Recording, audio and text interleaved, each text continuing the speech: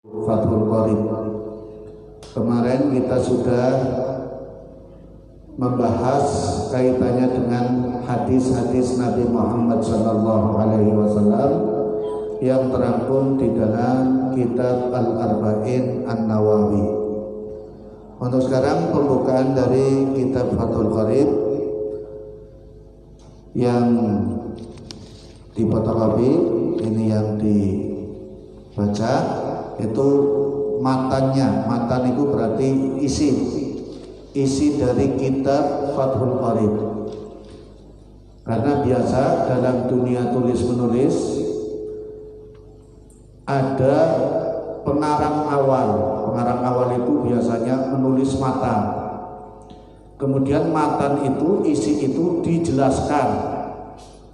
Kalau ada satu kitab matan kemudian yang menjelaskan itu banyak, ulama-ulama banyak, itu menunjukkan bahwa kitab itu sangat penting. Kemudian dilihat dari pengarangnya itu sangat ikhlas sehingga diterima oleh kalangan yang lain. Jadi kalau menjelaskan matan disebut dengan syarah. Syarah itu penjelas dari kitab matan, isinya. Kalau dalam hadis itu yang disebut dengan matan ya isi hadis itu. Sebelum matan itu nanti ada perawinya, perawi awal.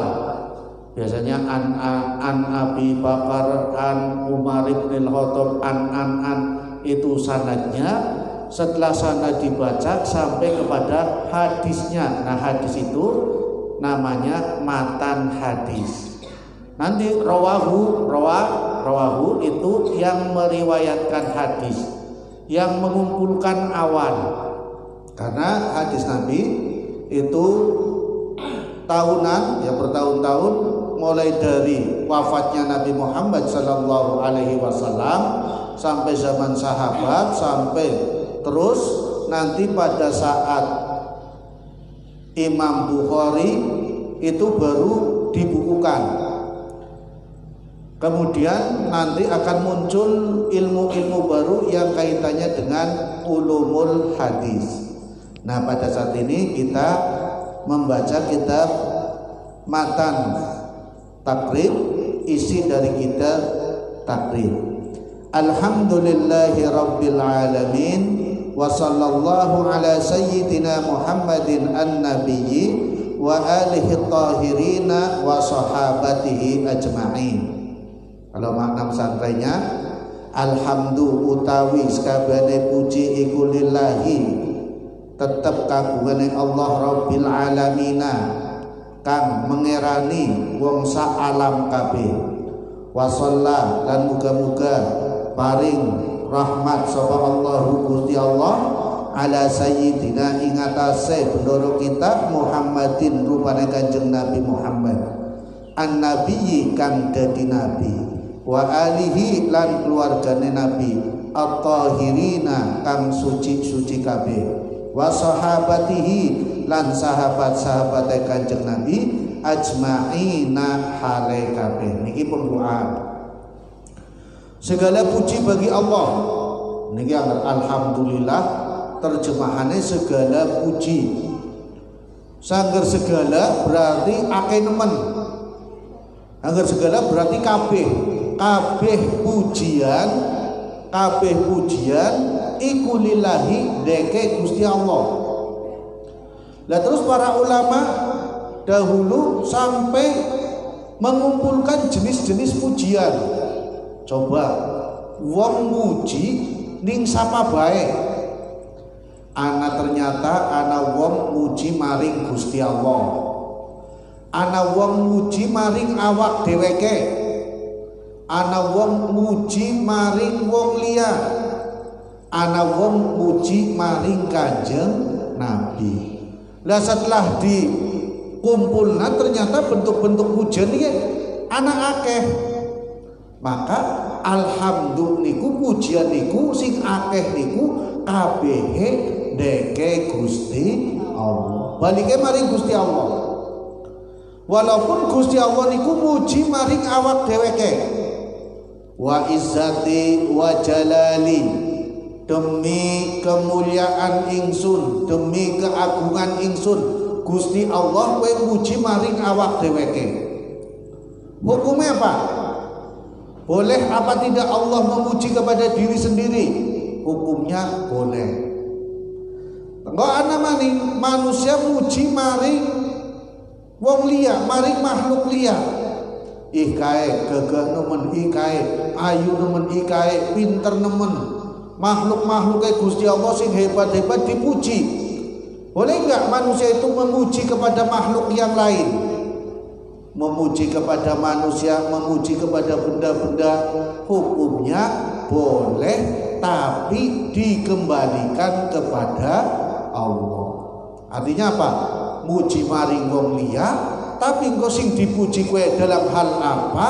Dibalikaken maring Gusti Allah. Wis kae gagah nemen, kae ayu nemen. Oh sing gawe gagah, sing gawe ayu niku Gusti Allah. Sing gawe pinter niku Gusti Allah. Sing gawe sugih niku Gusti Allah Subhanahu wa taala.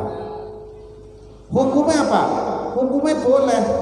Kita memuji kepada orang lain boleh. Asal tadi dikembalikan kepada Allah Subhanahu wa taala. Terus ana wong muji maring awak dheweke. Anyung jebule barang ngacak gane kaya gagah nemen gane ayu nemen. Barang nyong berdiskusi, barang nyong menyampaikan ilmu, gane nyong pinter nemen. Terus muji maring awak dheweke. Sager muji maring awak dheweke tur dikembalikan kepada Allah Subhanahu wa taala niku boten napa-napa. Tapi agar muji maring awak dheweke tapi tujuane kanggo mengecilkan orang lain, lah kowe sing ora oleh. Lah sing arane niku ujub. Ujub niku berarti apa? Membanggakan diri sendiri, tapi tujuan membanggakan itu untuk merendahkan orang lain. Dan iki sing boten angsal. Tapi agar kanggo awake dhewe, kanggo istilah endah dheweke termotivasi, endah dheweke ora inferior, ora rendah diri, silahkan. Tapi kok tetap dibalikaken marang Gusti Allah bahwa sing gawe segala-galane termasuk kehebatan di dalam dirinya niku Allah Subhanahu wa taala. Dan niku sing dimaksud pujian, segala pujian niku kanggone Gusti Allah. Pujian apa baik niku sing maringi Gusti Allah Subhanahu wa taala. Nah termasuk niki bagian tauhid, bahwa apapun ucapan, apapun ungkapan, kehebatan apapun yang ada di dalam diri seseorang ataupun orang lain, we hakikate lillahi sing Gusti Allah. Rabbil alamin. Rabb niku dimaknani pangeran. Bisane Rabb niku dimaknani pangeran karena diidhofahkan kepada lafaz alamin. Sebab secara asal makna Rabb niku apa? Niku membimbing atau mendidik atau mengajar. Rabbi al alamin kullu ma siwallah. Alamin itu setiap sesuatu selain dari Allah, dan itu disebut dengan alamin. Apa baik? Nah Gusti Allah niku Rabbil alamin, sing mendidik, sing membimbing alam raya, sing membimbing makhluk, sing membimbing apa baik selain Allah Subhanahu wa ta'ala. Wa sallallahu ala sayyidina Muhammadin, dan mudah-mudahan rahmat Allah kepada Nabi Muhammad sallallahu alaihi wasallam. Nah ini termasuk dasar hukumnya. Kenapa Imam pengarang kitab ini membaca salawat kepada Nabi Muhammad sallallahu alaihi wasallam? Dasar hukumnya dalam Al-Quran, innallaha wa malaikatahu yusalluna 'alan nabi. Sesungguhnya Allah memberikan rahmat, membaca sholawat ala nabi, kepada nabi. Nah terus pengarang kitab ini bersolawat kepada Nabi Muhammad sallallahu alaihi wasallam mudah-mudahan diberi rahmat. Kalau pertanyaannya, kenapa Nabi Muhammad selalu didoakan untuk mendapatkan rahmat Allah? Padahal Nabi Muhammad itu orangnya tidak pernah berbuat kesalahan, tidak mempunyai dosa, sudah dijaga oleh Allah. Kok kenapa selalu didoakan? Umumnya kalau didoakan itu orang yang banyak kesalahan atau banyak kealpaan. Tapi ini Nabi Muhammad ternyata tujuannya adalah luberan doa kita. Jadi kalau mau diistilahna sabar anak saember banyu kebab. Nah, saember banyu kebab kok diisi banyu baik. Nah, luberan banyu mau sing nang ember, kowe maksudnya endahnya oli banyu mau.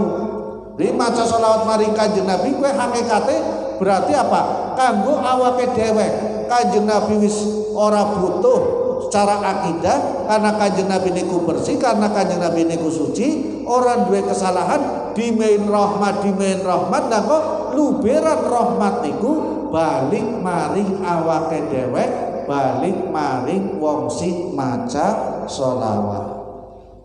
Sayyidina Muhammad, Sayyidina niku istilahnya apa? Titel kenabian, panggilan keutamaan. Nah niki sing jadi permasalahan termasuk perdebatan di kalangan umat Islam pada kalimat Sayyidina. Padahal ketika kita melihat dalam percakapan atau ungkapan sehari-hari kita ketika menyebut pada orang lain yang mempunyai keagungan, itu pun kadang-kadang kita memakai kalimat-kalimat yang mengagungkan. Jadi kalimat Sayyidina Muhammad itu mengagungkan Nabi Muhammad. Walaupun ada hadisnya la tusayyiduni, jangan baca Sayyidina atau menganggap saya sebagai Sayyidina kepadaku. Setelah diteliti ternyata hadis itu juga bermasalah. Tapi tanpa hadis pun, tanpa keterangan hadis pun tidak apa-apa ketika kita mengucapkan kalimat Sayyidina kepada Nabi Muhammad, karena hakikat dari kalimat Sayyidina adalah kalimat penghormatan. An-nabiyyi kang dadi nabi wa alihi lan keluargane nabi at-tahirina kang suci-suci. Alihi keluarga nabi. Secara umum keluarga nabi itu siapa? Kalau keluarga Nabi yang pertama itu berarti keturunan Nabi Muhammad Shallallahu Alaihi Wasallam, baik ke atas atau ke bawah. Kalau ke atas berarti Bani Hashim dan Bani Muthalib, ke bawahnya berarti orang-orang dari pernikahan Nabi Muhammad dengan Khadijah ataupun dengan yang lain. Tetapi di antara 11 istri Nabi Muhammad sallallahu alaihi wasallam itu yang mempunyai keturunan hanya 2 orang. Keturunan yang paling banyak itu dengan Khadijah, istri pertamanya. Kemudian yang mendapatkan keturunan yang kedua itu dari Mariyatul Qibtiyah. Mariyatul Qibtiyah yang mempunyai anak laki-laki, tetapi anak laki-laki Nabi Muhammad Shallallahu Alaihi Wasallam itu sudah meninggal ketika masih bayi, masih anak-anak. Jadi tidak ada keturunan Nabi Muhammad itu dari pihak laki-laki. Nah dari Fatimah, nah ini nanti kebanyakan dari Fatimah yang muncul generasi cucu-cucu Nabi Muhammad Shallallahu Alaihi Wasallam sampai kepada gelar Sayyid, sampai pada gelar Habib. Nah terus bagaimana ketika kita mengetahui bahwa itu adalah Habib yang jalur keturunannya itu sampai kepada Nabi Muhammad? Itu salah satu caranya untuk mengetahuinya adalah kita coba minta silsilahnya. Sebab kalau dia punya dan bisa menunjukkan silsilahnya dia sampai kepada Nabi Muhammad sallallahu alaihi wasallam, itu berarti memang benar dia adalah keturunan Nabi Muhammad sallallahu alaihi wasallam. Ada beberapa hukum yang kaitannya dengan alihi, keluarga Nabi. Keluarga Nabi, baik itu keturunan dari Bani Hashim atau Bani Muthalib, itu dilarang menerima zakat. Tetapi kalau sedekah, hadiah itu masih bisa. Kenapa dilarang menerima zakat?